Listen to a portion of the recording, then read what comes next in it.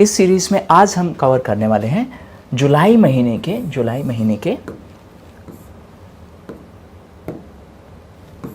Economics related current affairs. और इसी तरीके से हम हर सेक्शन के करंट अफेयर्स कवर करेंगे। सबसे पहली न्यूज़ है रिलेटेड टू हॉकिश पोज। देखो, आरबीआई का मेन काम है मनी सप्लाई को मेंटेन करके रखना, और इसीलिए एक कमेटी बनाई गई है एमपीसी। एमपीसी का मतलब है मॉनेटरी पॉलिसी कमेटी। सो मॉनेटरी पॉलिसी कमेटी का मेन काम है इन्फ्लेशन यानी महंगाई को एक स्पेसिफिक रेंज में रखना, इन्फ्लेशन को एक रेंज में रखना, और ये रेंज डिसाइड की जाती है बाय गवर्नमेंट ऑफ इंडिया। और इस रेंज को मेंटेन करने का काम किसका है? इस रेंज को मेंटेन करने का काम है मॉनेटरी पॉलिसी कमेटी, जो कि आरबीआई एक्ट 1934 के हिसाब से बनाई गई है, 1934। और मॉनेटरी पॉलिसी कमेटी के लिए रिकमेंडेशन दी थी उर्जित पटेल कमेटी ने, Urjit Patel committee.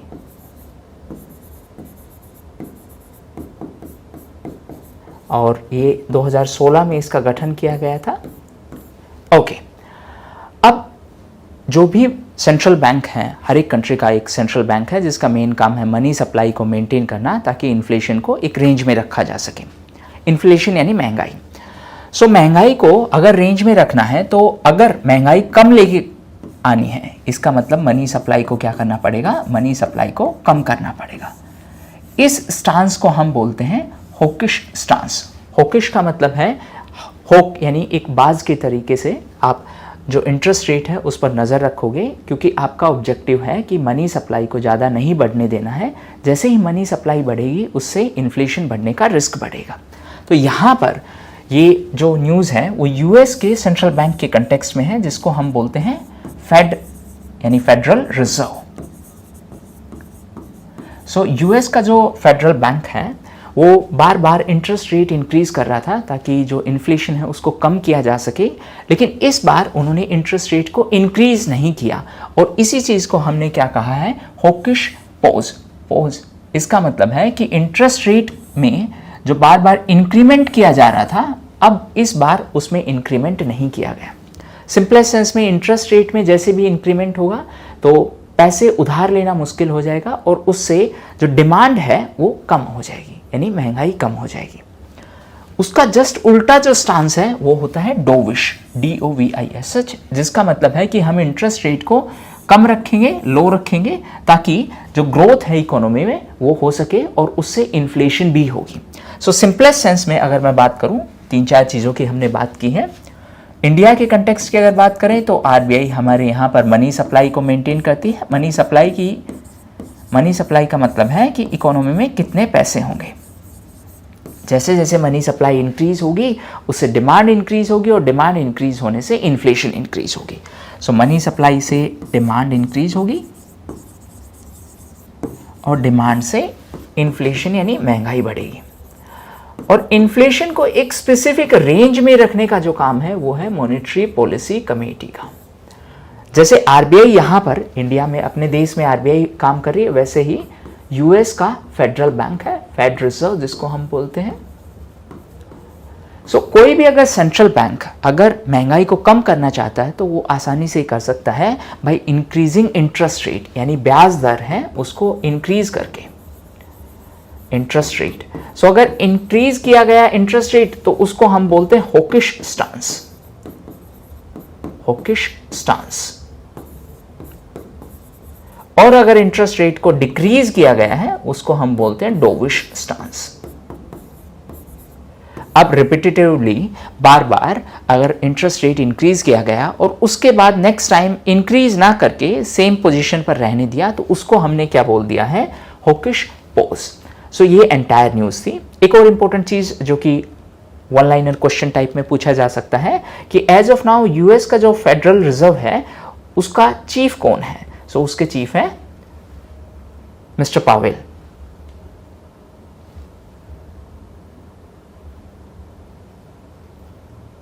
Next news है related to MRF. So MRF जो कि एक well known tyre making company है, उसका शेयर पहला ऐसा स्टॉक बना है इंडिया में जिसका वैल्यू 1 लाख रुपए से ज़्यादा है पर शेयर का। सो डायरेक्टली क्वेश्चन पूछा जा सकता है कि पहला ऐसा कौन सा शेयर बना है जिसका पर शेयर का वैल्यू 1 लाख रुपए से ज़्यादा है। इंडियन शेयर की यहाँ पर हम बात कर रहे हैं। सो वो है MRF, और MRF का जो हेडक्वार्टर है वो चेन्नई में है। चेन्नई की अगर बात करें तो एक GI टैग देने के लिए हमारी रजिस्ट्री है, GI रजिस्ट्री। GI का मतलब ज्योग्राफिकल इंडिकेशन, ज्योग्राफिकल इंडिकेशन। और इंडिया में पहला जो GI टैग दिया गया था ये दार्जिलिंग टी को दिया गया था। दार्जिलिंग टी, दार्जिलिंग चाय है, उसको पहला GI टैग दिया गया था। एक और इंपॉर्टेंट चीज, GI टैग है वो 10 साल के लिए दिया जाता है, उसके बाद इसको रिन्यू करवाने की जरूरत है। और GI टैग देने वाली जो रजिस्ट्री है वो कहाँ पर सिचुएटेड है, वो चेन्नई में सिचुएटेड है। चेन्नई इसलिए न्यूज़ में था क्योंकि MRF का हेडक्वार्टर है, और MRF इसलिए न्यूज़ में थी क्योंकि MRF का जो पर शेयर का जो प्राइस है वो 1 लाख रुपए से इंक्रीज हो गया है। दैट मीन्स कि 1 लाख रुपए की वैल्यू को क्रॉस कर चुका है, 1 लाख से भी ज़्यादा का एक सिंगल शेयर हो चुका है। नेक्स्ट न्यूज़ है related to crude steel production. So recently India second largest position पे आया है in terms of crude steel production.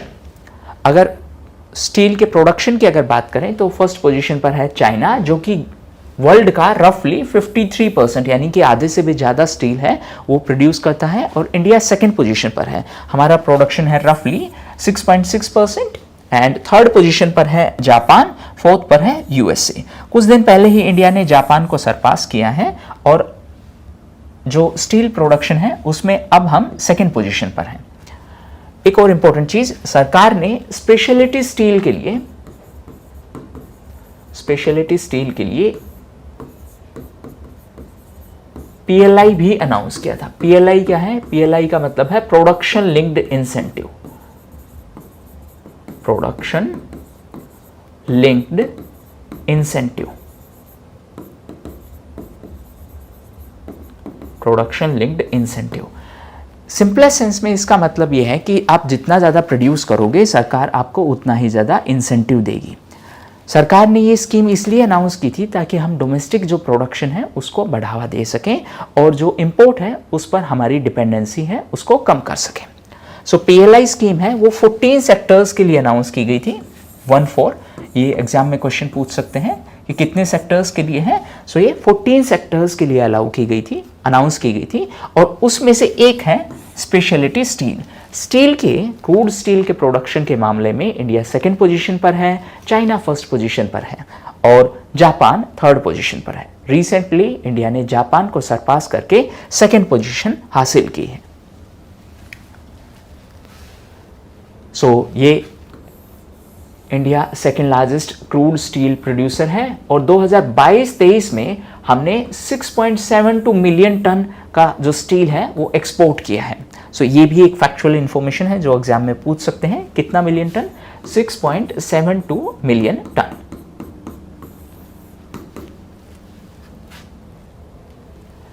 Next news है रिलेटेड टू ए डैशबोर्ड। एक अंतर्दृष्टि नाम का एक डैशबोर्ड है वो लॉन्च किया गया है। दो इंपॉर्टेंट चीज हैं।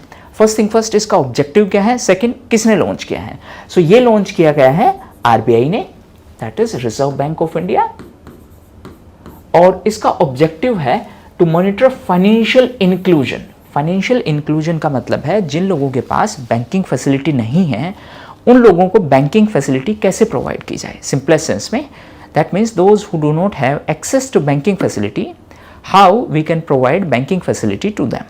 So इसका मतलब है फाइनेंशियल इंक्लूजन। फाइनेंशियल इंक्लूजन का एक सरकार का एक स्कीम भी है, अगर आपको याद हो, जनधन स्कीम। जनधन स्कीम, और जनधन से एसोसिएटेड एक ट्रिनिटी भी है, यानी 3 चीजों का कॉम्बिनेशन है, जनधन, आधार, मोबाइल, जिसको हम बोलते हैं जैम ट्रिनिटी। ओके, सो अंतर्दृष्टि जो डैशबोर्ड है उसका मेन ऑब्जेक्टिव है कि हम एक प्लेटफॉर्म बनाएंगे जहां से हम ये मॉनिटर कर सकें कि फाइनेंशियल इंक्लूजन में क्या प्रोग्रेस की है हमने। ये प्लेटफॉर्म किसने अनाउंस किया है? ये RBI ने अनाउंस किया है। प्रेजेंट में RBI के गवर्नर है मिस्टर शक्तिकांत दास। इसके अलावा फाइनेंशियल इंक्लूजन के लिए आरबीआई एक इंडेक्स भी जारी करती है जिसको बोला गया है फाइनेंशियल इंक्लूजन इंडेक्स।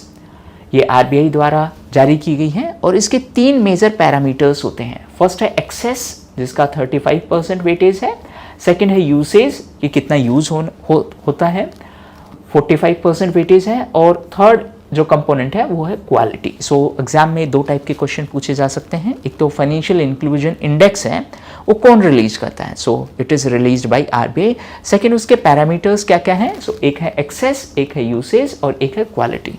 सबसे ज्यादा वेटेज किसका है, सबसे ज्यादा वेटेज है यूसेज का 45%। नेक्स्ट न्यूज भी एक पेमेंट सिस्टम से रिलेटेड है। एक बड़ा बेसिक सा टर्म है लाइट वेट। लाइट वेट का मतलब है हल्का फुल्का। सो बहुत सारे पेमेंट प्लेटफॉर्म्स हैं, जैसे फॉर एग्जांपल आरटीजीएस जिसका मतलब है रियल टाइम ग्रॉस सेटलमेंट, ये बड़ी अमाउंट के लिए है। एक है हमारे पास NEFT that is national electronic fund transfer, एक है हमारे पास यूपीआई। लेकिन क्या होगा जब से कोई डिजास्टर आया और ये काम नहीं करे, तो उसके लिए हमने एक नया प्लेटफॉर्म अनाउंस किया है, एक light weight payment system announce किया है। हल्का फुल्का इन द सेंस कि उसके लिए ज़्यादा रिक्वायरमेंट्स नहीं है, ज़्यादा उसके लिए हैवी हमें सॉफ्टवेयर या मैन पावर की रिक्वायरमेंट नहीं है। सो ये आरबीआई प्लान कर रही है, जिसका मतलब है एलपीएसएस। एलपीएसएस का मतलब क्या है, light weight payment system, light weight payment system. So हो सकता है डिजास्टर के टाइम पर हमारे जो रेगुलर कन्वेंशनल पेमेंट सिस्टम है वो काम ना करें, तो उस टाइम पर हमारे पास एक बैकअप ऑप्शन होना चाहिए। क्योंकि जैसे जैसे इकोनॉमी में डिजिटाइजेशन होता जा रहा है, डिजिटल पेमेंट्स के ऊपर डिपेंडेंसी है वो ज़्यादा हो गई है, और उस डिपेंडेंसी के चक्कर में कहीं नुकसान ना हो जाए, क्योंकि अगर डिजास्टर में ये काम नहीं किया तो ऑब्वियसली उसका एक लॉस होने वाला है। सो उस सिचुएशन को हैंडल करने के लिए हमने ये पेमेंट सिस्टम अनाउंस किया है। पेमेंट सिस्टम किसने अनाउंस किया है, central bank that is RBI, reserve Bank of India. ये जरूरत के टाइम पर ही यूटिलाइज किया जाएगा, दैट मीन्स रेगुलरली अभी के लिए अनाउंस नहीं किया गया है। किस सिचुएशन में, कोई भी नेचुरल कैलेमिटी यानी कि कोई भी आपदा है, उस सिचुएशन में इसको यूज किया जा सकता है, जब हमारे जो रेगुलर जो कन्वेंशनल वाले पेमेंट सिस्टम है वो काम ना करें तब। सो ये आरबीआई का लाइट वेट पेमेंट सिस्टम है। ये जो एग्जिस्टिंग पेमेंट सिस्टम है उसके लिए बहुत सारा इंफ्रास्ट्रक्चर हमें चाहिए होता है। सो डिजास्टर में अगर ये इंफ्रास्ट्रक्चर ना हो तो ये पेमेंट सिस्टम काम नहीं करेंगे। लेकिन जो लाइट वेट पेमेंट सिस्टम है ये वाले के लिए ज़्यादा इंफ्रास्ट्रक्चर की रिक्वायरमेंट नहीं है, तो ऐसे सिचुएशन में भी ये यूज किया जा सकता है।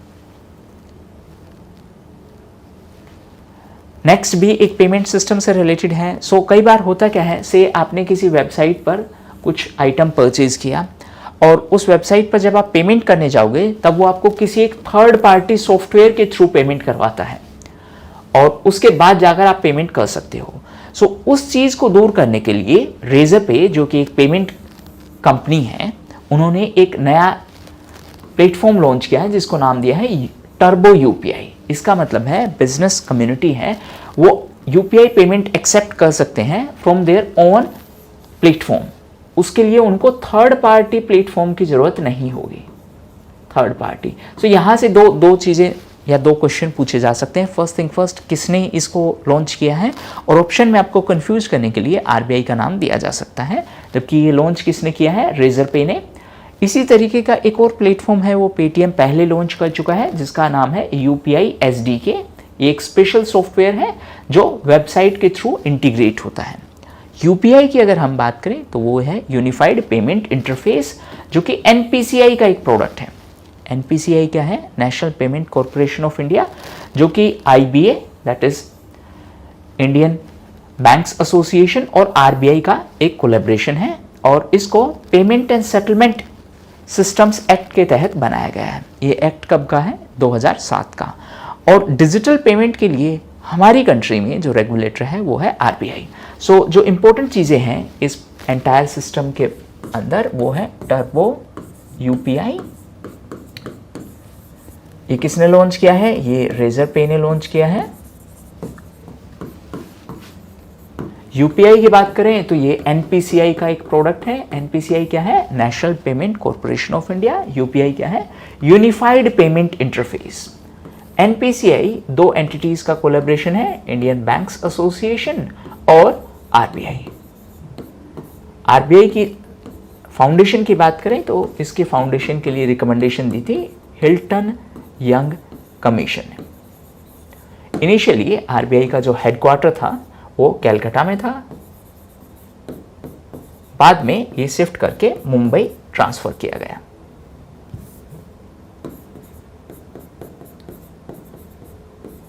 मुंबई ट्रांसफर किया गया। डिजिटल पेमेंट्स की बात करें तो उनके लिए रेगुलेटर है आरबीआई, एंड जो पेमेंट से रिलेटेड, डिजिटल पेमेंट से रिलेटेड जो एक्ट है वो है payment and settlement systems act 2007। सो ये रेजर पे का एक प्लेटफॉर्म है जहां पर ये इसके बारे में बताया गया है, टर्बो यूपीआई के बारे में। सिंपलेस्ट सेंस में इसका मतलब है कि बिजनेसमैन है अब बिना किसी थर्ड पार्टी के भी डायरेक्ट पेमेंट एक्सेप्ट कर पाएंगे। उससे एक तो पेमेंट एक्सपीरियंस है वो स्मूथ होगा और काम जल्दी होगा, स्पीड से होगा। Next is related to FDI monitor. FDI क्या है? फॉरेन डायरेक्ट इन्वेस्टमेंट, यानी विदेशी निवेश। सो विदेशी निवेश के मामले में अगर हम दुनिया में डेस्टिनेशंस की बात करें तो उसमें दुबई है वो टॉप पोजीशन पर है। सो दुबई है वो नंबर 1 डेस्टिनेशन बनी है सिटी के कंटेक्स्ट में फॉरेन डायरेक्ट इन्वेस्टमेंट जहां पर आया है। इंडिया से फॉरेन डायरेक्ट इन्वेस्टमेंट अच्छा खासा अमाउंट गया है दुबई में। सो 5 टॉप सोर्सेज हैं दुबई के लिए, वो कौन कौन से हैं? यूएसए से 20% इन्वेस्टमेंट आया है दुबई में। यूके से, इंडिया से 12% इन्वेस्टमेंट आया है। सो आपसे सीक्वेंस पूछी जा सकती है कि बिगेस्ट इन्वेस्टमेंट कहाँ से आया है। इसके अलावा इंडिया से अगर हम इन्वेस्टमेंट की नंबर्स में बात करें तो ये रफली 545 मिलियंस है। एक इंपॉर्टेंट चीज, ये इंडिया से बाहर इन्वेस्टमेंट जाने की बात है, इंडिया में इन्वेस्टमेंट आया उसकी बात नहीं है। हमारे यहां से कितना इन्वेस्टमेंट बाहर जा रहा है उसकी बात है। So Dubai emerges as India's favorite destination for FDI। FDI क्या है?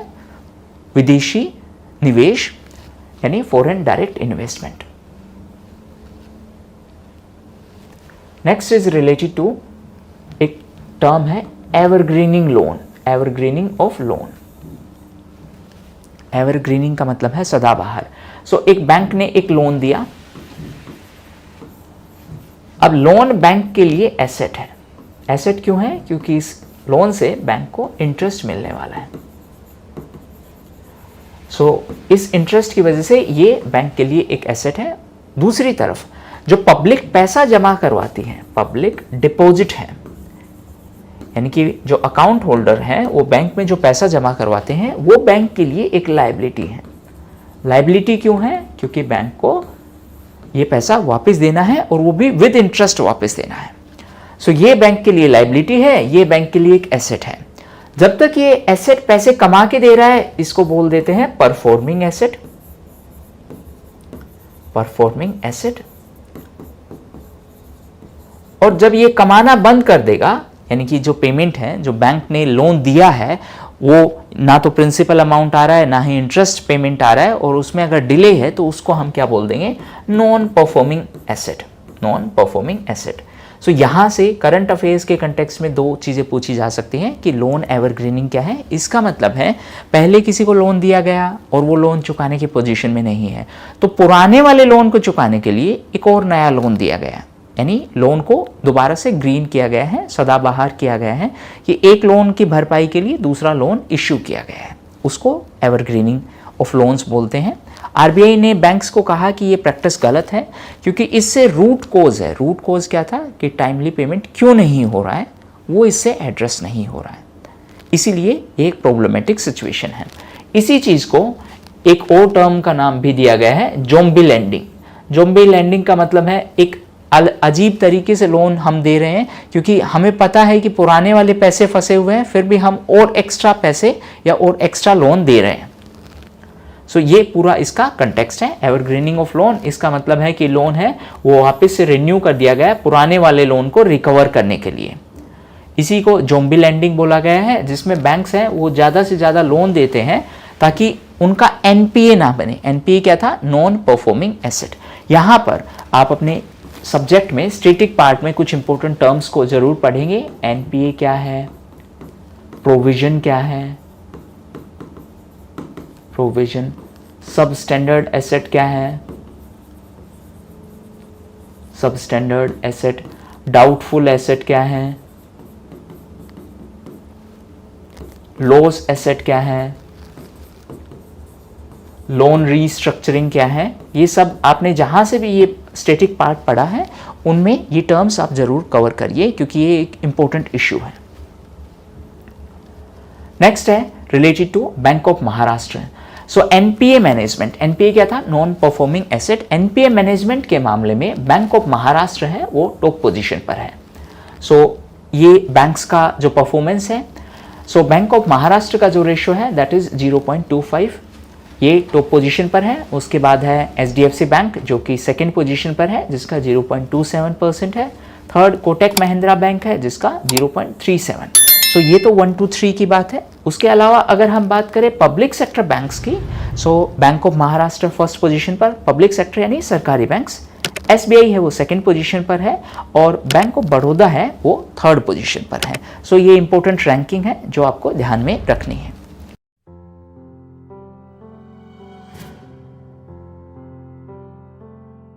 आज हम कवर करेंगे इंडेक्स एंड रिपोर्ट्स।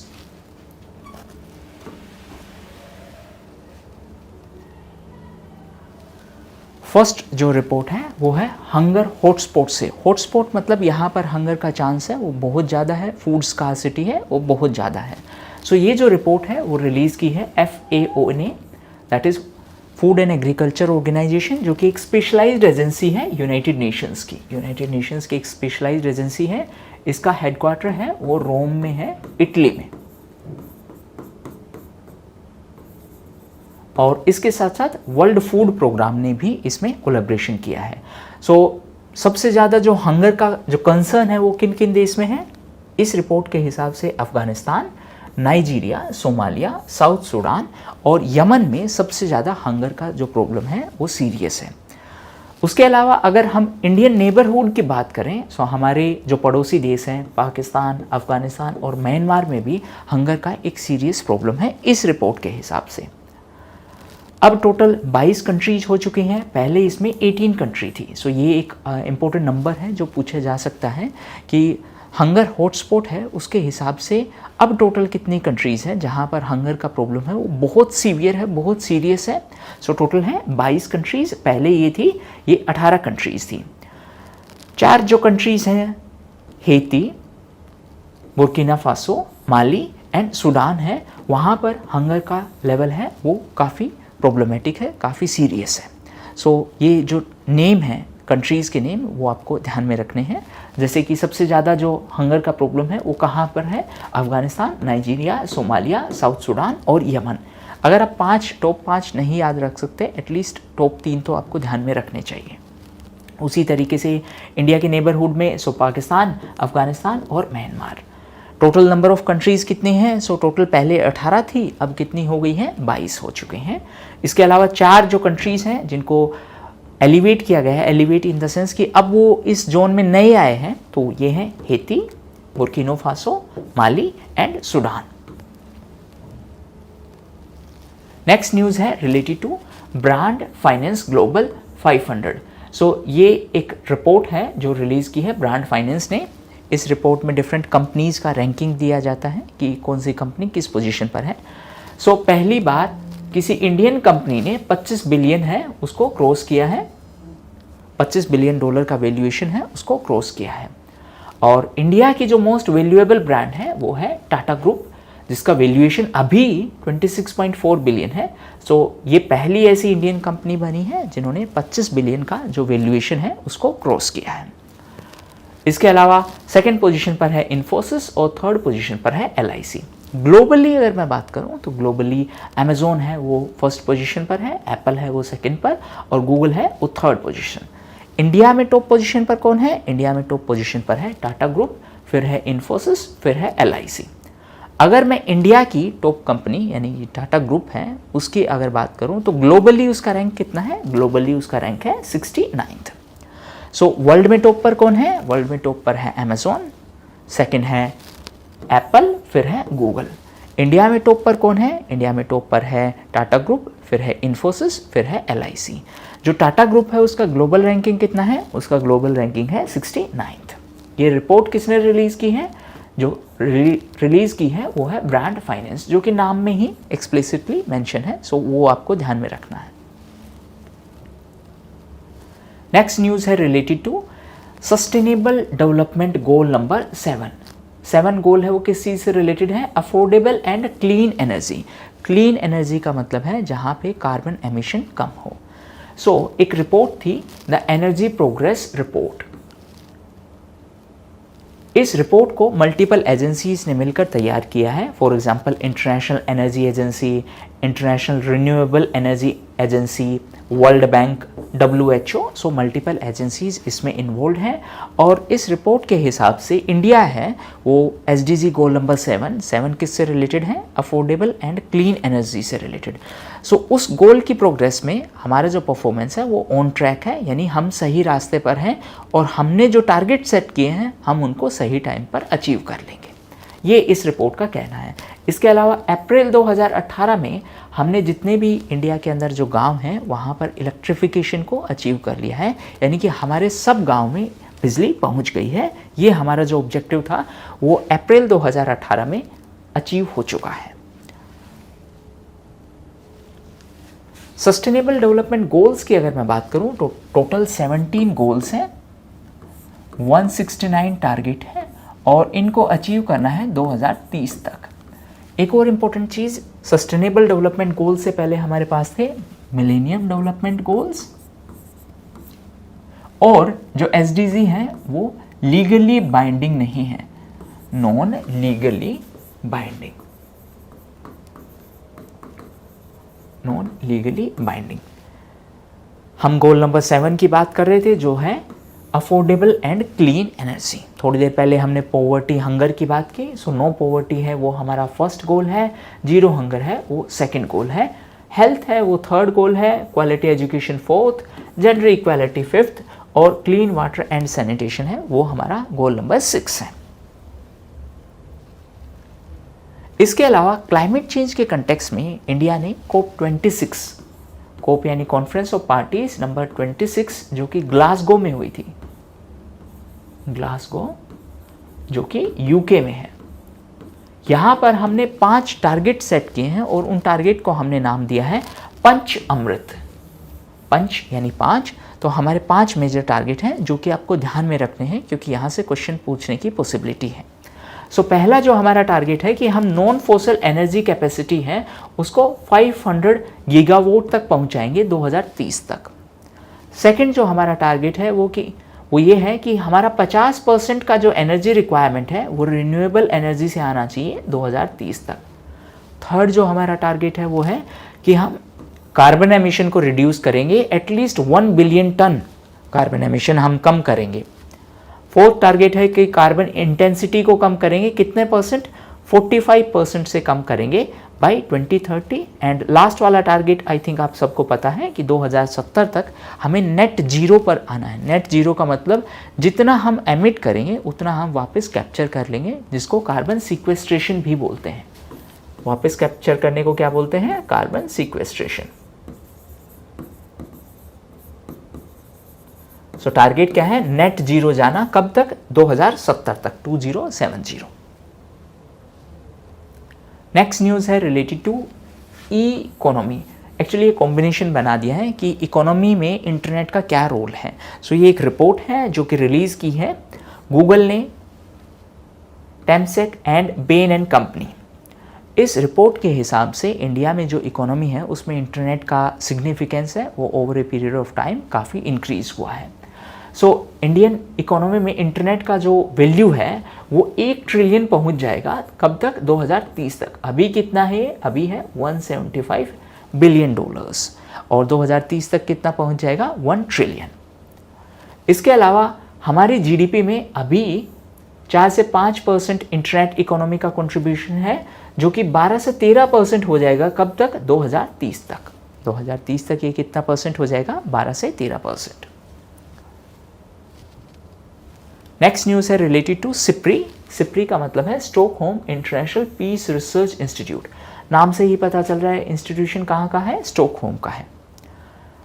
अब ये जो इंस्टीट्यूट है ये डिफेंस से रिलेटेड कई रिपोर्ट रिलीज़ करती है कि कंट्रीज़ डिफेंस पे अपना कितना एक्सपेंडिचर करती हैं, कौन सी कंट्री कहाँ से कितना वेपन इंपोर्ट करती हैं, उन सब के बारे में ये रिपोर्ट रिलीज़ करती हैं।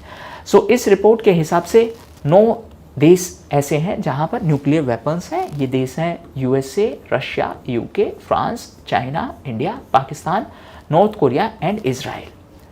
अगर यूएस और रशिया दोनों की बात करें तो इन दोनों के पास जितने न्यूक्लियर वेपन्स हैं वो पूरी दुनिया के रफली 90% हैं।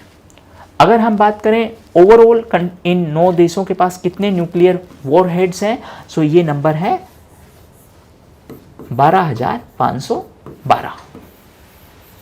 एक और इंपॉर्टेंट चीज, न्यूक्लियर वेपन्स की पोजीशन में यानी कि हमारे पास कितने न्यूक्लियर वॉरहेड्स हैं उसमें यूएसए फर्स्ट पर है, रशिया सेकंड पर, यूके थर्ड पर, फ्रांस फोर्थ पर, चाइना फिफ्थ पर और इंडिया 6th पोजीशन पर है। अगर इंडिया की न्यूक्लियर कैपेबिलिटी की बात करें तो हमारे पास न्यूक्लियर ट्राइएड है। ट्राइएड का मतलब है कि हम तीनों तरीके से न्यूक्लियर वेपन डिलीवर करने की कैपेसिटी रखते हैं। That means from air, from water and from land. From land हम लॉन्च कर सकते हैं थ्रू अग्नि 5, फ्रॉम वाटर हम लॉन्च कर सकते हैं through INS Arihant and from air हम लॉन्च कर सकते हैं थ्रू राफेल एयरक्राफ्ट। सो हमारे पास तीनों तरीके से न्यूक्लियर वेपन्स लॉन्च करने का कैपेबिलिटी है। इसी चीज़ को इंडिया का न्यूक्लियर ट्रायड बोला गया है। सो एयर से कैसे कर सकते हैं, राफेल एयरक्राफ्ट के थ्रू कर सकते हैं, वाटर से कैसे, अरिहंत INS अरिहंत के थ्रू, और लैंड से कैसे, अग्नि 5 मिसाइल के थ्रू। नेक्स्ट है related to digital payments. So digital payment के कंटेक्स्ट में MyGov इंडिया ने एक डेटा रिलीज किया है और इस डेटा के हिसाब से जो 46% ग्लोबल डिजिटल पेमेंट्स हैं वो इंडिया की तरफ से हुई हैं। यानी कि दुनिया में अगर 100 पेमेंट हुई हैं डिजिटल तो उसमें से 46 हमारी कंट्री में हुई हैं। सेकेंड पोजीशन पर हमारे बाद है ब्राज़ील जहां पर 29.2 मिलियन है, चाइना थर्ड पोजीशन पर 17.6 मिलियन, थाईलैंड फोर्थ पोजीशन पर 16.5 and south Korea fifth position पर 8 मिलियन। अगर हम देखें इंडिया का जो वेटेज है या इंडिया का जो डोमिनेंस है डिजिटल पेमेंट के मामले में कि यहाँ कितना ज़्यादा डिजिटल पेमेंट होता है, सो इंडिया का जो शेयर है वो नेक्स्ट 4 कंट्रीज़ यानी कि हमारे बाद सेकंड, थर्ड, फोर्थ और फिफ्थ पोजीशन की कंट्रीज़ का अगर हम कंबाइंड वेटेज भी लें वो भी हमसे कम है। हमारा ग्लोबल कितना है 46%। सेकेंड पोजीशन पर जो है वो है ब्राज़ील। 46% का मतलब हम कितने पे ट्रांजैक्शंस किए हैं, 89.5 मिलियन ट्रांजैक्शंस किए हैं। सो ये जो रिपोर्ट है ये रिलीज़ की गई थी MyGov इंडिया ने। किससे रिलेटेड है, डिजिटल पेमेंट से यानी ऑनलाइन पेमेंट से रिलेटेड। नेक्स्ट है Henley private wealth migration report. इस रिपोर्ट का कंटेक्स्ट ये है कि जो अमीर लोग हैं वो देश छोड़कर किसी दूसरे देश में शिफ्ट हो रहे हैं। ऐसे अमीर लोगों को बोला गया है high net worth individuals, HNI। So India से 2023 में अब तक जो हाई नेटवर्थ इंडिविजुअल्स यानी कि अमीर लोग हैं वो देश छोड़ के जा चुके हैं वो हैं 6500। 6500 लोग ऐसे हैं जो देश छोड़कर किसी और कंट्री में शिफ्ट हो चुके हैं जो अमीर लोग थे, हाई नेटवर्थ इंडिविजुअल्स थे। जनरली उसके लिए क्राइटेरिया क्या है, क्राइटेरिया ये है कि उसके पास इन्वेस्टेबल वेल्थ है वो $1 मिलियन या उससे ज़्यादा होनी चाहिए। ऐसे लोगों को हम क्या बोलते हैं, हाई नेटवर्थ इंडिविजुअल्स। सो हमारे देश से कितने लोग जा चुके हैं, 6500। सबसे ज़्यादा जो हाई नेटवर्थ इंडिविजुअल्स है वो कहाँ से गए हैं, वो चाइना से गए हैं। चाइना इस मामले में फर्स्ट पर है, इंडिया सेकंड पर और यूके थर्ड पोजीशन पर, रशिया फोर्थ पर। ये गए कहाँ पर हैं यानी कि किस डेस्टिनेशन पर गए हैं, तो सबसे फर्स्ट पोजीशन पर है ऑस्ट्रेलिया यानी कि हाई नेटवर्थ इंडिविजुअल्स इनके यहाँ सबसे ज़्यादा आए हैं। फिर है UAE, फिर है सिंगापुर, फिर है USA और फिर है स्विट्ज़रलैंड। सो ये जो रिपोर्ट है वो रिलीज़ की है हेनली ने और इस रिपोर्ट के हिसाब से आपको ये नंबर ध्यान में रखना है, क्वेश्चन पूछा जा सकता है। नेक्स्ट है डिजिटल न्यूज़ रिपोर्ट। ये रिलीज़ की है रॉयटर्स इंस्टीट्यूट ने और इस रिपोर्ट के हिसाब से इंडिया में जो most trusted electronic media platform है वो है DD India and All India radio. Trust media पर जो ट्रस्ट लेवल है उसकी अगर हम रैंकिंग की बात करें तो इंडिया 24th पोजीशन पर है। सबसे ज़्यादा जो ट्रस्ट लेवल है मीडिया पर वो फिनलैंड में है और सबसे कम है वो ग्रीस में है। इंडिया का रैंकिंग कितना है? 24th। इंडिया में जो मोस्ट ट्रस्टेड न्यूज़ प्लेटफॉर्म्स है वो कौन कौन से हैं? वो है DD India and All India Radio. Next है related to gender gap report. ये 17th रिपोर्ट थी जो कि 2023 में रिलीज़ की गई। कौन रिलीज़ करता है? वर्ल्ड इकोनॉमिक फोरम रिलीज़ करता है। पहली बार ये 2006 में रिलीज़ की गई थी। और अगर हम ग्लोबली जेंडर गैप का स्कोर की अगर बात करें तो ग्लोबल स्कोर है 2023 की रिपोर्ट के हिसाब से 68.4%, जो कि लास्ट ईयर के कंपैरिजन में 0.3% इम्प्रूव हुआ है, बेहतर हुआ है। इंडिया की अगर रैंक की बात करें तो इंडिया 127th पोजीशन पर है और हमारा स्कोर है 64.3। हमारा है 64.3%, ग्लोबल जो स्कोर है वो है 68.4%, यानी ग्लोबल स्कोर से कम है हमारा स्कोर। और 2022 में हमारी रैंकिंग थी 135, इस बार हमारी रैंकिंग कितनी है? 127th। इस रिपोर्ट को रिलीज़ कौन करता है? World economic forum. कब से रिलीज़ कर रहा है? 2006 से। इस बार का कौन सा एडिशन था? 17th एडिशन था। अगर टॉप परफॉर्मर की बात करें तो आइसलैंड है, वो टॉप पोजीशन पर है और लास्ट 14 ईयर्स से आइसलैंड टॉप पोजीशन पर ही बना हुआ है। उसके बाद है नॉर्वे और फिनलैंड। आइसलैंड की बात करें तो आइसलैंड एक अकेला देश है इस दुनिया में जिसका स्कोर 90% से ज़्यादा है, दैट मीन्स 91.2% है। बाकी जो सेकंड और थर्ड वाले हैं वो 90% से कम है। ये भी एक प्रोबेबल क्वेश्चन बनता है कि कौन सा ऐसा देश है जिसका स्कोर 90% से ज़्यादा है as per this gender gap report. वो आंसर होगा आइसलैंड। इंडिया की बात करें तो इंडिया का रैंकिंग इस बार है 127। हमने लास्ट ईयर के कंपैरिजन में हमारे स्कोर में 1.4% का इम्प्रूवमेंट दिखाया है। और अगर पोजीशनिंग की बात करें तो लास्ट ईयर पोजीशन था हमारा 135, इस बार है 127, दैट मीन्स हमने 8 पोजीशन का इम्प्रूवमेंट भी दिखाया है। इसके साथ साथ एक अच्छी चीज़ ये भी है कि एजुकेशन में एनरोलमेंट यानी एडमिशन के मामले में हमने जेंडर पैरिटी हासिल कर ली है, यानी अब वहाँ पर भेदभाव नहीं है उतना। ये जो रिपोर्ट है ये 4 मेजर पैरामीटर्स के हिसाब से बनाई जाती हैं। ये 4 पैरामीटर भी पूछे जा सकते हैं कि जेंडर गैप रिपोर्ट है वो किन किन पैरामीटर्स के आधार पर बनाई जाती हैं। ये 4 पैरामीटर्स हैं, इकोनॉमिक पार्टिसिपेशन एंड अपॉर्चुनिटी, यानी इकोनॉमिक एंगल है, एजुकेशन एंगल है, हेल्थ है, political empowerment. Economic, education, health and political empowerment, ये 4 डायमेंशंस हैं। इन डायमेंशंस के हिसाब से ये रिपोर्ट तैयार की जाती है। रिपोर्ट कौन तैयार करता है? World economic forum. इस रिपोर्ट के हिसाब से इस बार हमारा रैंकिंग कितना है? 127। लास्ट बार हमारा रैंकिंग कितना था? 135, यानी कि इस बार हमने 8 पोजीशन का इम्प्रूवमेंट दिखाया है। हमारा स्कोर कितना है? 64.3। जो ग्लोबल स्कोर है वो है 68.4। इसके अलावा जेंडर के कंटेक्स्ट में एक और रिपोर्ट रिलीज की जाती है, जेंडर सोशल नॉर्म्स इंडेक्स, जिसको रिलीज करता है यूएनडीपी। इस वाले को रिलीज किया है वर्ल्ड इकोनॉमिक फोरम ने, इसको रिलीज किया है UNDP, that is United Nation Development Programme ने। ये 2 इंपॉर्टेंट रिपोर्ट्स आपको ध्यान में रखनी है, दोनों ही जेंडर से एसोसिएटेड है। नेक्स्ट न्यूज है related to National Institutional Ranking framework.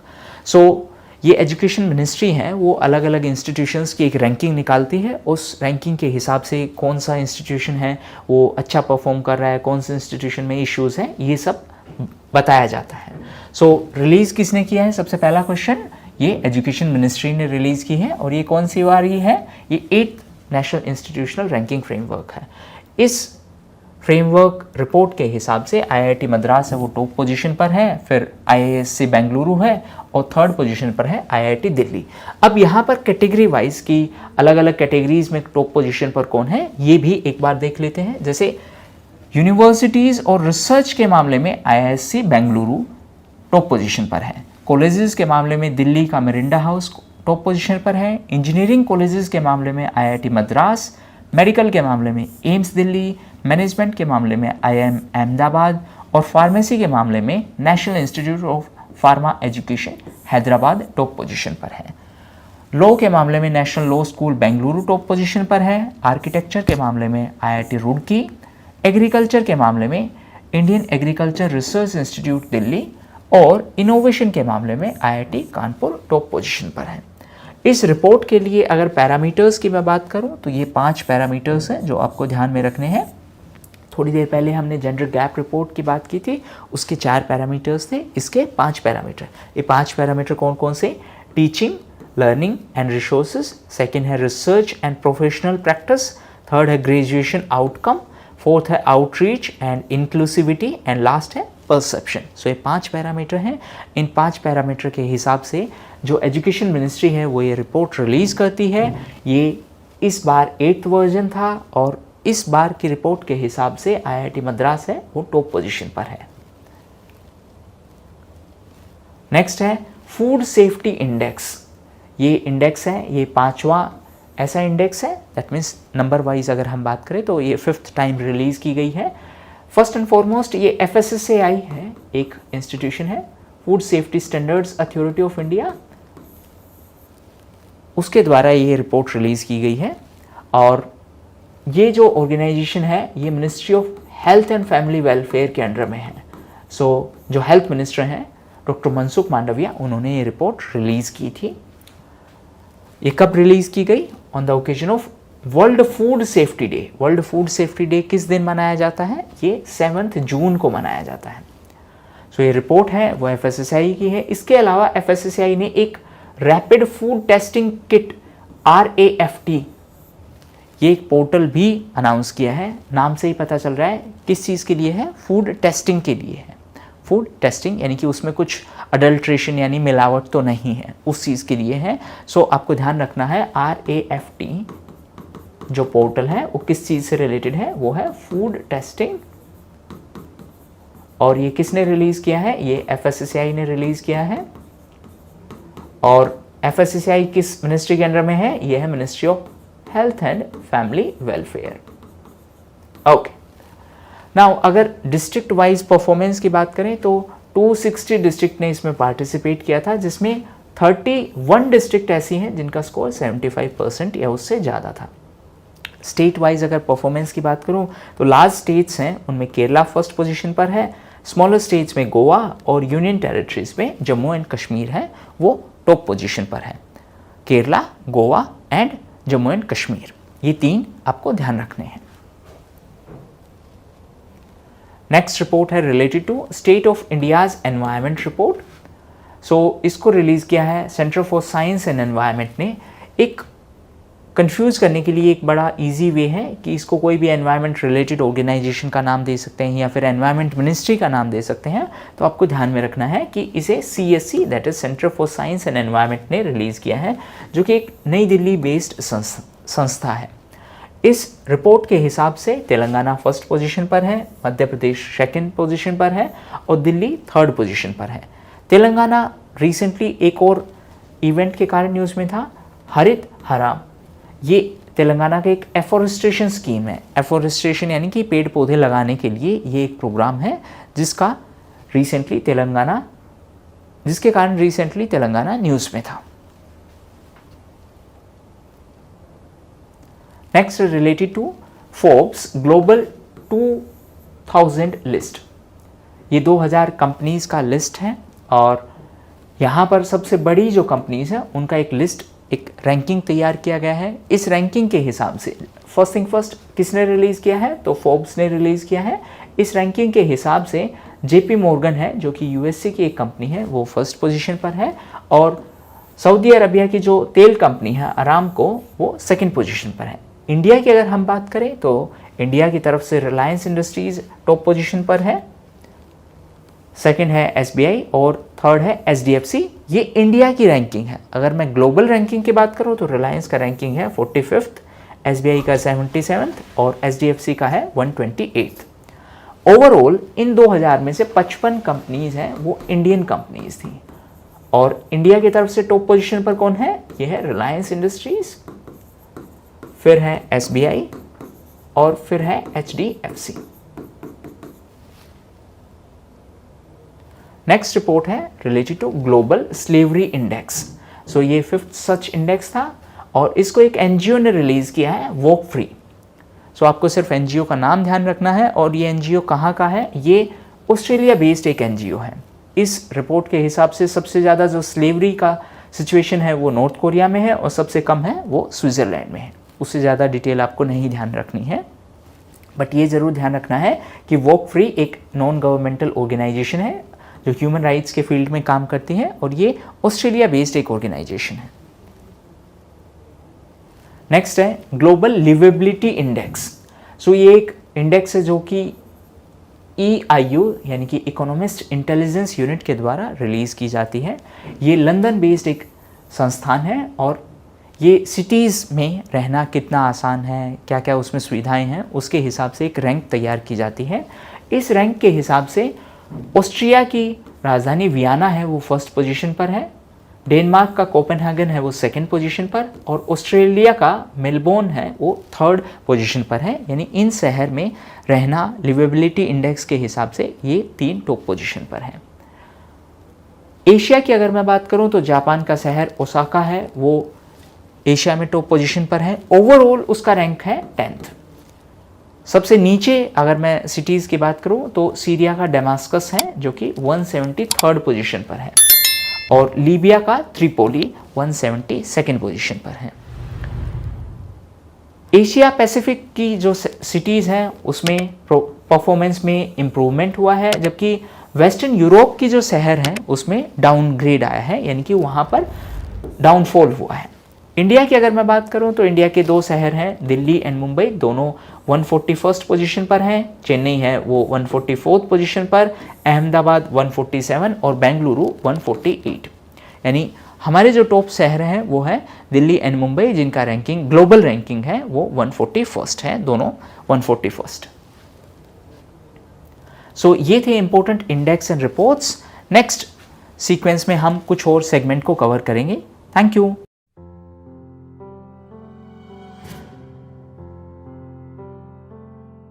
इस सेक्शन में हम कवर करेंगे साइंस रिलेटेड करंट अफेयर्स।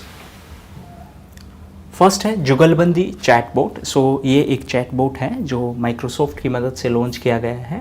ये मल्टीलिंगुअल चैटबॉट है। मल्टीलिंगुअल का मतलब कई लैंग्वेज में ये रिस्पॉन्ड कर सकता है और ये AI बेस्ड है। AI का मतलब है आर्टिफिशियल इंटेलिजेंस बेस्ड। ये रूरल इंडिया के लिए लॉन्च किया गया है।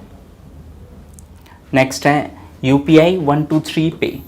सो जो फीचर फ़ोन हैं यानी कि जो स्मार्टफोन्स नहीं हैं, जिनमें इंटरनेट कनेक्शन नहीं है, उन फ़ोन्स में भी UPI ट्रांजैक्शंस करने के लिए एक नया जो सिस्टम है वो लॉन्च किया गया है जिसका नाम है UPI 123 पे।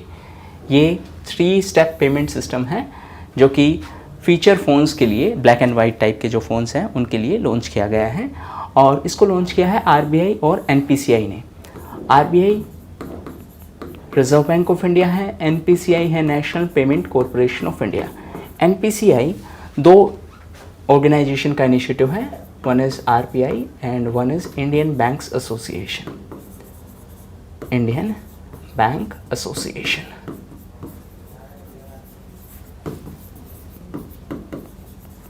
नेक्स्ट है EV battery plant. So Tata group है वो गुजरात के सानंद में लिथियम आयन सेल फैक्ट्री लगाएगा जो कि EV बैटरी प्लांट होने वाला है। सो इम्पोर्टेंट क्वेश्चन ये है कि ये कहाँ पर होने वाला है, ये गुजरात में होने वाला है, सानंद में। कौन लगाएगा, वो है टाटा ग्रुप। लिथियम की अगर हम बात करें तो 3 कंट्रीज़ को लिथियम ट्रायंगल बोलते हैं, Argentina, Bolivia and Chile. Next है JF-22। सो ये दुनिया का most powerful hypersonic wind tunnel है जो चाइना ने बनाया है। नाम है JF-22। नेक्स्ट है इंडिया का पहला dimethyl ether fuelled tractor. So इसको तैयार किया है IIT कानपुर ने। नेक्स्ट है साइलेंट बार्कर प्रोजेक्ट। सो इसको US स्पेस फोर्स है वो लॉन्च करने वाला है। ये कॉन्स्टलेशन ऑफ सैटेलाइट्स है, यानी ग्रुप ऑफ सैटेलाइट्स है जिनका मेन फोकस होगा रशियन और चाइनीज़ स्पाई हैं उनको सैटेलाइट के थ्रू मॉनिटर करना। नेक्स्ट है इंडियन लैंग्वेज प्रोग्राम। सो इसको गूगल ने लॉन्च किया है ताकि जो लोकल लैंग्वेजेस हैं उनको प्रोटेक्ट किया जा सके। नेक्स्ट न्यूज़ है इंडिया यूएस एक्स।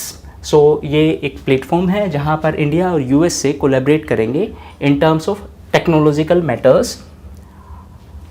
नेक्स्ट है जीई जेट इंजन। जीई का मतलब है जनरल इलेक्ट्रिक, जो कि यूएसए की एक कंपनी है, वो इंडिया की हेल्प करेगी। और जीई और एचएएल है हिंदुस्तान एरोनॉटिक्स लिमिटेड, ये दोनों मिलकर फाइटर जेट के इंजन्स बनाएंगे फॉर इंडियन एयरफोर्स। कौन सा फाइटर जेट? ये LCA that is light combat aircraft Tejas MK2 के लिए ये इंजन बनाए जाएंगे। Next micron semiconductor plant. So US का चिप मेकर माइक्रोन है, वो इंडिया में इन्वेस्ट करने वाला है और इंडिया में सानन में गुजरात पे ये प्लांट सेटअप किया जाने वाला है। सो ये थे important science related current affairs. Thank you.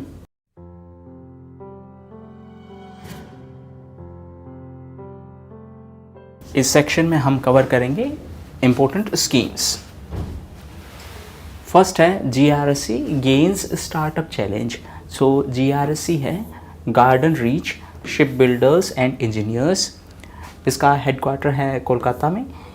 ये जो इनिशिएटिव स्टार्ट किया गया है इसका मेन ऑब्जेक्टिव है इनोवेशन को प्रमोट करना। सो GRSC accelerated innovation nurturing scheme, ये गेन्स का फुल फॉर्म है। नेक्स्ट न्यूज़ है रिलेटेड टू उड़ान 5.1। सो उड़ान है जो स्कीम दैट इज़ उड़े देश का आम नागरिक। It is scheme of ministry of civil aviation. इसका मेन ऑब्जेक्टिव है अफोर्डेबल एयरलाइंस को प्रमोट करना या अफोर्डेबल एयर ट्रांसपोर्ट को प्रमोट करना। उड़ान का फुल फॉर्म है उड़े देश का आम नागरिक। और उड़ान 5.1 है वो हेलीकॉप्टर रूट्स के लिए लॉन्च की गई है। नेक्स्ट न्यूज़ है समर्थ कैंपेन। सो समर्थ कैंपेन है वो मिनिस्ट्री ऑफ रूरल डेवलपमेंट का एक कैंपेन है जिसका मेन ऑब्जेक्टिव है ग्राम पंचायत लेवल पर डिजिटल ट्रांजैक्शंस को प्रमोट करना। नेक्स्ट है अमृत धरोहर एंड मिस्ट्री। सो ये दो इनिशिएटिव हैं वो यूनियन बजट में अनाउंस किए गए थे। मिस्ट्री जो स्कीम है वो मैंग्रोव के कल्टीवेशन को प्रमोट करने के लिए है और अमृत धरोहर है वो वेटलैंड्स के कंजर्वेशन के लिए एक इनिशिएटिव है। सो मिस्ट्री है फॉर मैंग्रोव्स और अमृत धरोहर है फॉर वेटलैंड्स। वेटलैंड्स के लिए एक रामसर कन्वेंशन भी है। नेक्स्ट है इवोल्व मिशन। सो ये सिडबी का एक मिशन है। इवोल्व का फुल फॉर्म है electric vehicle operations and landing for vibrant ecosystem. So under this initiative जो MSME यूनिट्स हैं उनको इलेक्ट्रिक व्हीकल परचेज करने के लिए लोन दिया जाएगा, फाइनेंशियल सपोर्ट दी जाएगी। ये इस इनिशिएटिव का मेन ऑब्जेक्टिव है। सो ये थे important schemes. Thank you.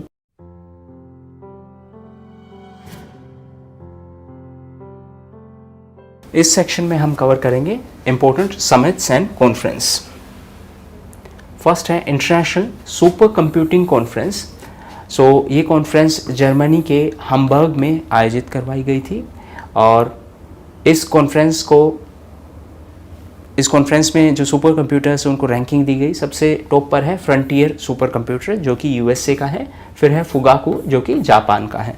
India की तरफ से अगर हम बात करें तो इंडिया का एरावत है वो इंडिया की तरफ से टॉप पोजीशन पर है और रैंक वाइज ग्लोबली ये 75th पोजीशन पर है। ये एरावत जो कंप्यूटर है वो CDAC के पुणे के सेंटर में है और इसका स्पीड है 13,170 टेराफ्लॉप्स।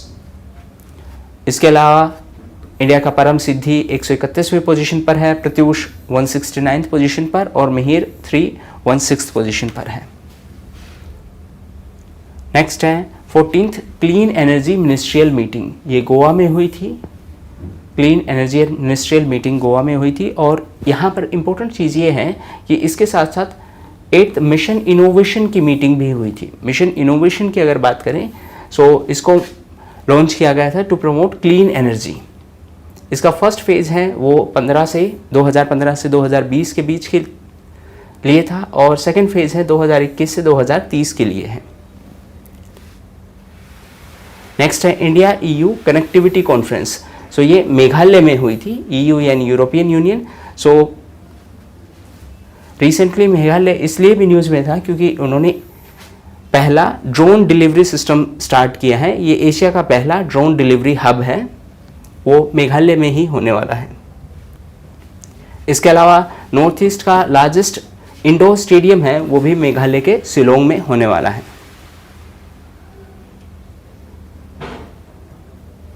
नेक्स्ट न्यूज़ है related to BRICS. So recently BRICS के फॉरेन मिनिस्टर्स की 15th मीटिंग है, वो साउथ अफ्रीका के केप टाउन में हुई थी।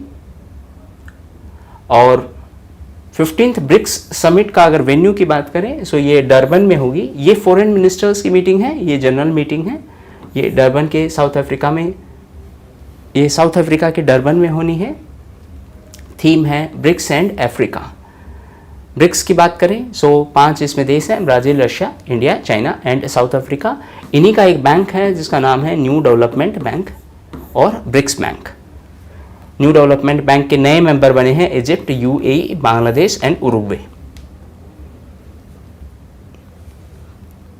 नेक्स्ट है third G20 employment working group meeting. So ये जेनेवा में हुई थी। G20 की बात करें तो इस बार होस्ट है इंडिया, लास्ट बार होस्ट था इंडोनेशिया और नेक्स्ट ईयर होस्ट है ब्राज़ील। नेक्स्ट है world conservation Congress. So world conservation Congress है वो अबू धाबी यानी UAE में आयोजित करवाई गई थी। UAE की बात करें तो नाइफ है, वो UAE की फर्स्ट एवर नैनो सैटेलाइट है जिसको रिसेंटली इसरो ने लॉन्च किया था। नेक्स्ट है India US strategic trade dialogue. So recently ये स्टार्ट किया गया था और इसी के तहत ICET इनिशिएटिव भी इम्पोर्टेंट है। ICET है, उसका मेन फोकस है क्रिटिकल एंड एमर्जिंग टेक्नोलॉजीज़ पर, यानी जो नई टेक्नोलॉजीज़ हैं उन पर इंडिया और USA दोनों कोलैबोरेट करेंगे। USA की बात करें तो इंडिया और USA वो क्वाड के मेंबर भी हैं।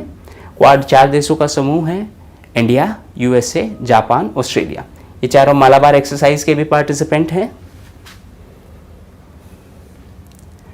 नेक्स्ट है world's 4th health for all film festival. So इस फिल्म फेस्टिवल में इंडिया की तरफ से जो एंट्री थी वो है when climate change turns violent.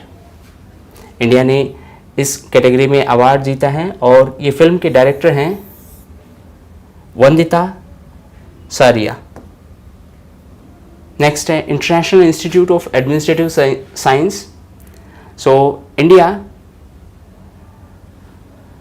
इसका होस्ट होने वाला है 2025 में और ये कोच्चि में होस्ट किया जाएगा। नेक्स्ट है बोन क्लाइमेट चेंज कॉन्फ्रेंस। सो ये बोन यानी जर्मनी में आयोजित होनी है और क्लाइमेट चेंज पर इसके बारे में नेगोशिएशन होनी है। सो ये थे important current affairs. Thank you.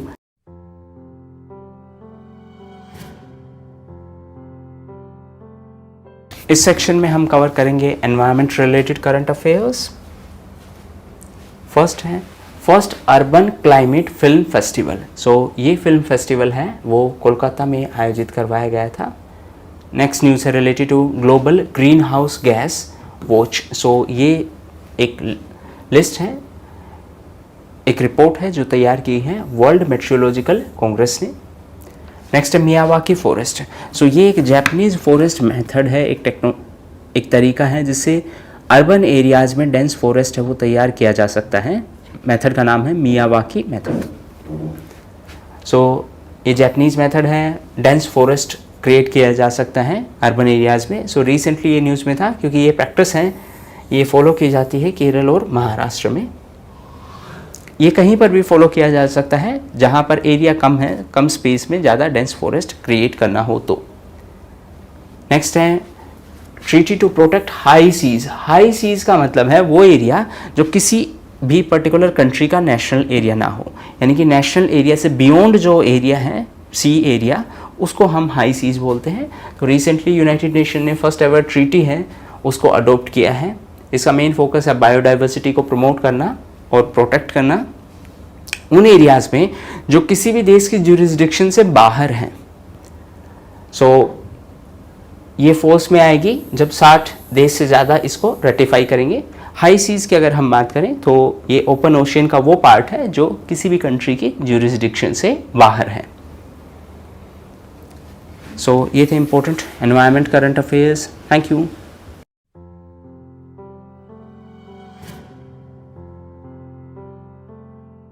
इस सेक्शन में हम कवर करेंगे इंपॉर्टेंट अवार्ड्स। फर्स्ट है डबल एम्प्यूटी क्लाइंबर। एम्प्यूटी यानी कि आर्टिफिशियल लेग के कंटेक्स्ट में बात की जाती है। सो हरी बुद्धा मागेर है, वो पहले ऐसे पर्सन बने हैं जिन्होंने दुनिया की हाईएस्ट माउंट एवरेस्ट को आर्टिफिशियल लेग से कॉन्कर किया है, यानी कि उनके लेग्स हैं वो आर्टिफिशियल लेग्स हैं।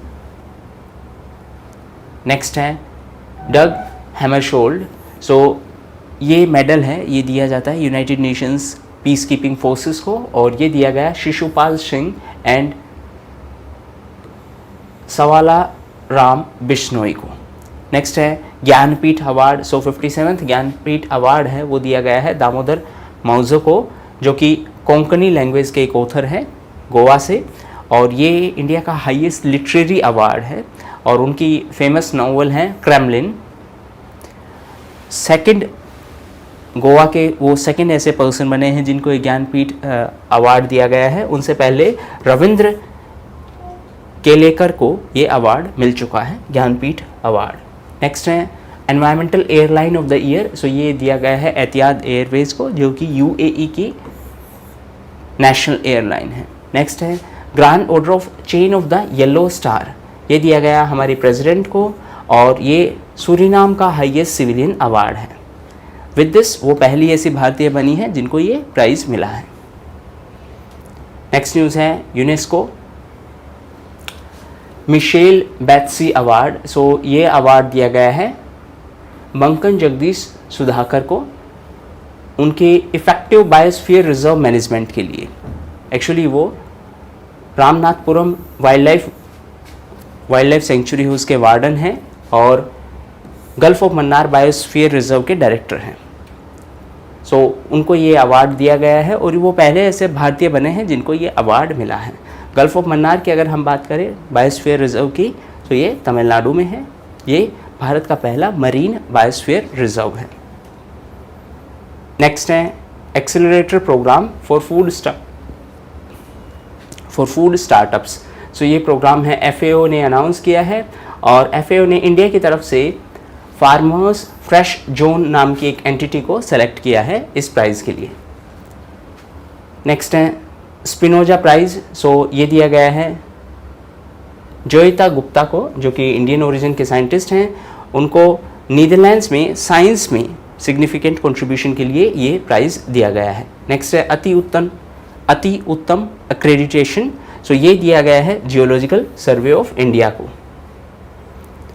जियोलॉजिकल सर्वे ऑफ इंडिया की ट्रेनिंग इंस्टीट्यूट को ये एक्रेडिटेशन दिया गया है। नेक्स्ट है governor of the year award. So ये इंडिया के RBI के गवर्नर शक्तिकांत दास को दिया गया है। और अगर हम सेंट्रल बैंक की बात करें, सेंट्रल बैंक यानी कि जैसे हमारे यहाँ RBI है, वैसे ही सेंट्रल बैंक सभी देशों के सेंट्रल बैंक्स की अगर हम बात करें, तो जो central bank of the year award दिया गया है वो है यूक्रेन के बैंक को। नेक्स्ट है इकबाल मशी अवार्ड। सो ये अवार्ड दिया गया है ललिता नटराजन को, उनके चाइल्ड लेबर के खिलाफ काम करने के स्टेप के कारण उन्हें ये अवार्ड दिया गया है। नेक्स्ट है एलिजाबेथ लॉन्गफोर्ड प्राइज़। सो एलिजाबेथ लॉन्गफोर्ड प्राइज़ दिया गया है रामचंद्र गुहा को, उनकी बुक के लिए। बुक का नाम है रिबेल्स अगेंस्ट द राज, यानी ब्रिटिश राज की यहाँ पर बात है। नेक्स्ट है गांधी पीस प्राइज़। सो ये गीता प्रेस गोरखपुर को दिया गया है। ये 1995 में सेटअप की गई थी to mark 125th birth anniversary of Gandhi ji. Last year ये प्राइज़ दिया गया था शेख मुजीबुर रहमान, जो कि बांग्लादेश के पूर्व राष्ट्रपति थे और बांग्लादेश की प्रधानमंत्री शेख हसीना के पिता थे। गीता प्रेस की बात करें तो इसकी स्थापना गीता प्रेस की अगर हम बात करें तो गीता प्रेस है वो हिंदू रिलीजियस टेक्स्ट की पब्लिशर है। ये एक मंथली मैगजीन पब्लिश करते हैं जिसका नाम है कल्याण। नेक्स्ट है 4th नेशनल वाटर अवार्ड्स। सो ये अवार्ड दिए गए हैं, मध्य प्रदेश को फर्स्ट कैटेगरी में अवार्ड दिया गया है, उड़ीसा सेकंड पोजीशन पर है और आंध्र प्रदेश और बिहार हैं जॉइंटली थर्ड पोजीशन पर। बेस्ट डिस्ट्रिक्ट का जो अवार्ड दिया गया है वो है गंजम डिस्ट्रिक्ट ओडिशा की। बेस्ट विलेज पंचायत का अवार्ड दिया गया है जगन्नाथपुरम जो कि तेलंगाना में। बेस्ट अर्बन लोकल बॉडी का अवार्ड दिया गया है चंडीगढ़ को और बेस्ट इंडस्ट्री का अवार्ड दिया गया है बरौनी थर्मल पावर स्टेशन को। नेक्स्ट है 45th यूरोपियन एस्से प्राइज, ये दिया गया है अरुंधति रॉय और उनके एस्से की वजह से ये प्राइज दिया गया है। एस्से का नाम है आज़ादी। नेक्स्ट है peace prize of German book trade for 2023, so ये दिया गया है सलमान रश्दी को। नेक्स्ट है नेशनल फ्लोरेसेंस नाइटिंगेल अवार्ड, ये नर्सेस को दिया जाता है और बिहार से ये दिया गया है गायत्री कुमारी, ये एक वेल नोन नर्स है। नेक्स्ट है 200 international games, so recently Ronaldo ने नया रिकॉर्ड बनाया है 200 इंटरनेशनल गेम्स खेलकर और वो दुनिया के पहले ऐसे मेल फुटबॉलर बने हैं जिन्होंने इतने इंटरनेशनल गेम्स खेले हैं। सो ये थे important current affairs. Thank you.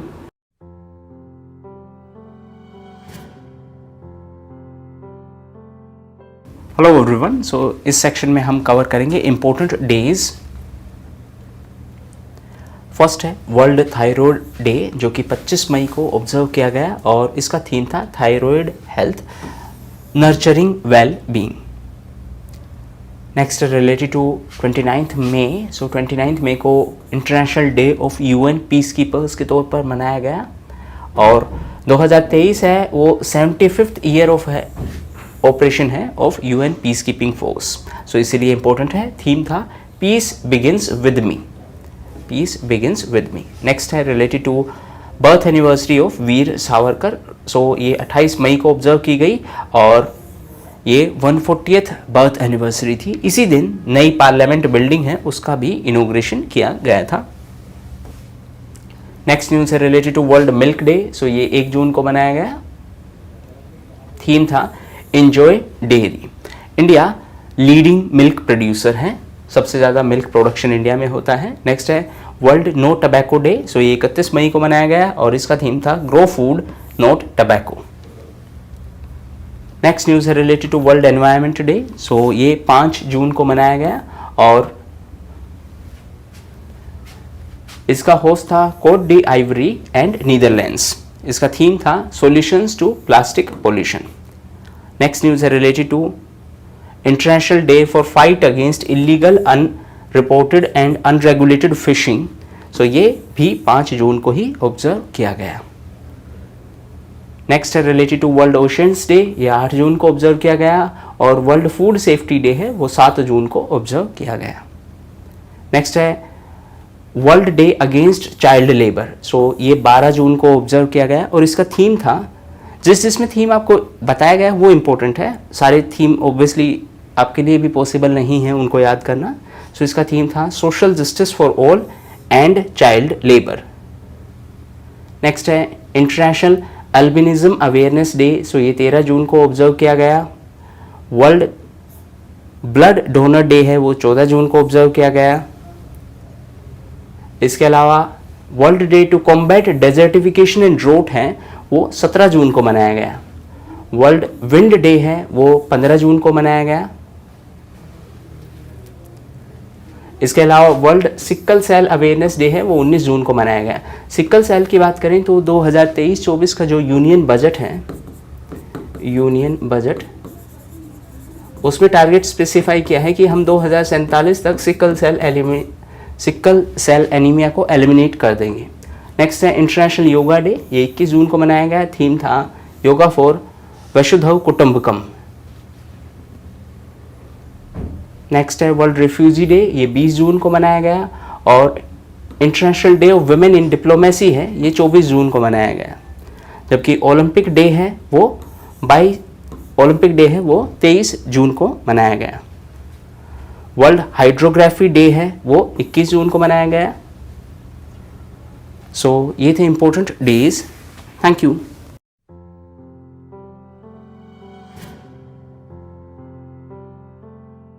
इस सेक्शन में हम कवर करेंगे स्पोर्ट्स रिलेटेड इन्फॉर्मेशन। सो कुछ इंपॉर्टेंट इन्फॉर्मेशन है related to IPL. 16th IPL tournament था ये और इसको सीएसके ने जीता है। ये उनका 5th टाइटल था वर्सेस गुजरात टाइटंस, यानी कि गुजरात और चेन्नई का ये फाइनल मैच था। चेन्नई ने जीता है, 5th टाइम टूर्नामेंट जीता है। और फाइनल मैच था that was organised on 29th of मई और ये अहमदाबाद के नरेंद्र मोदी स्टेडियम में ऑर्गेनाइज करवाया गया था। विनिंग अमाउंट था 20 करोड़ रुपए और रनर को मिला है 12.5 करोड़। ऑरेंज कैप है, यानी कि सबसे ज़्यादा रन बनाने वाला जो बैट्समैन है वो है शुभमन गिल, जिन्होंने 890 रन्स बनाए हैं, जो कि गुजरात टाइटंस के प्लेयर हैं। पर्पल कैप यानी सबसे ज़्यादा विकेट टेकर हैं मोहम्मद शामी, जो कि गुजरात टाइटंस के बॉलर हैं। मोस्ट वैल्यूएबल प्लेयर की अगर हम बात करें वो भी शुभमन प्लेयर हैं। और प्लेयर ऑफ द मैच यानी फाइनल मैच में प्लेयर ऑफ द मैच है वो दिया गया था डेवॉन कॉनवॉय, जो कि चेन्नई सुपर किंग्स के प्लेयर हैं। नेक्स्ट है रिलेटेड टू कावा विमेंस वॉलीबॉल चैलेंज कप। सो ये कप है, ये नेपाल में आयोजित करवाया गया था। इंडिया ने इसको जीता है by defeating Kazakhstan. Next news है related to ICC world test championship 2023। So Australia ने इसको जीता है और विद दिस ऑस्ट्रेलिया दुनिया की पहली ऐसी टीम बनी है जिन्होंने आईसीसी के जितने भी टूर्नामेंट्स हैं उनको एटलीस्ट एक बार जीता है। सो जो फाइनल है वो बिटवीन ऑस्ट्रेलिया एंड इंडिया हुआ था और ये हुआ था ओवल में, जो कि लंदन में है, यानी यूके में। नेक्स्ट है फ्रेंच ओपन 2023।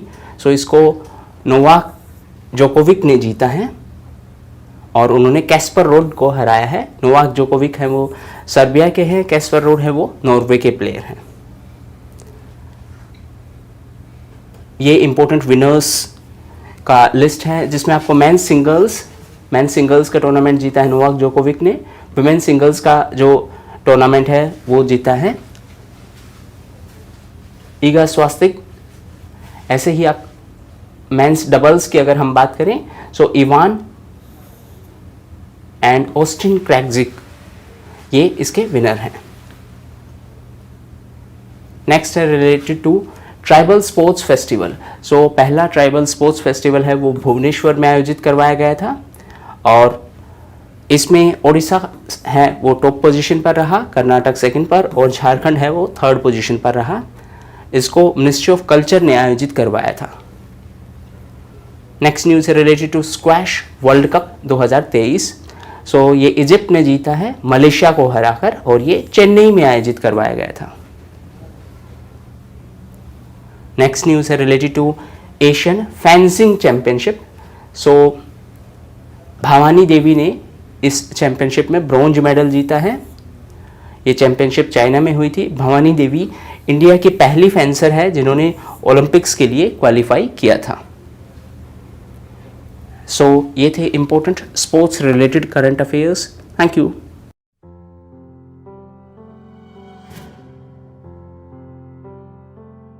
इस सेक्शन में हम कवर करेंगे स्टेट्स रिलेटेड इंफॉर्मेशन। फर्स्ट है smile ambassador. So recently Maharashtra ने स्माइल एम्बेसडर अपॉइंट किया है सचिन तेंदुलकर को।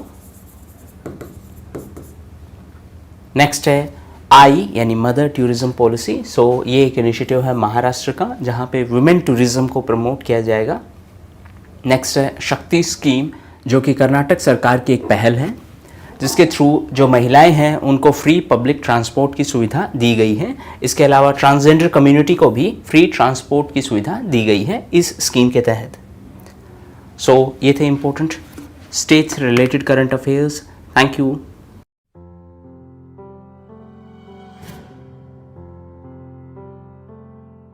इस सेक्शन में हम कवर करेंगे इंपॉर्टेंट बुक्स जुलाई महीने की। फर्स्ट बुक है बुक रिंग साइड, जिसको रिलीज किया है डॉक्टर शशि थरूर ने और इसके ऑथर हैं डॉक्टर विजय डारडा। नेक्स्ट बुक है Kathakali dance theatre. So recently इसको रिलीज़ किया है के गोपाल कृष्ण ने।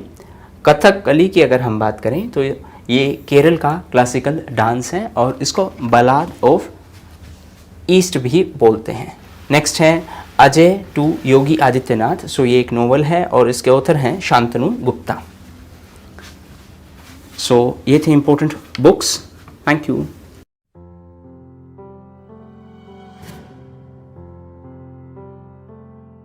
इस सेक्शन में हम कवर करेंगे जुलाई के pointers. So recently Neeraj Chopra पहले भारतीय बने हैं जिनको मेंस जेवलिन थ्रो में वर्ल्ड नंबर 1 पोजीशन मिली है, यानी कि वो वर्ल्ड नंबर 1 पोजीशन पर हैं जेवलिन थ्रो में।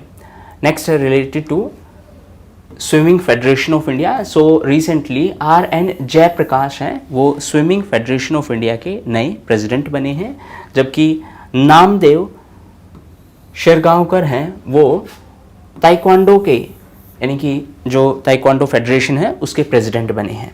नेक्स्ट न्यूज़ है related to Kapileshwar temple.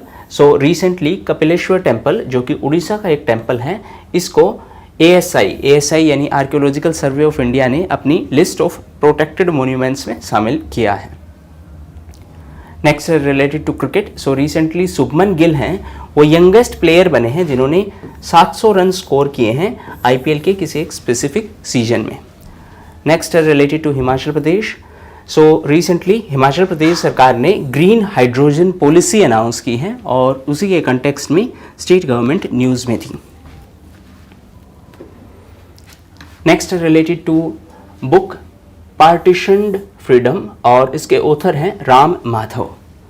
Next news है related to solar energy corporation of India. So solar energy corporation of India के नए MD बने हैं अजय यादव।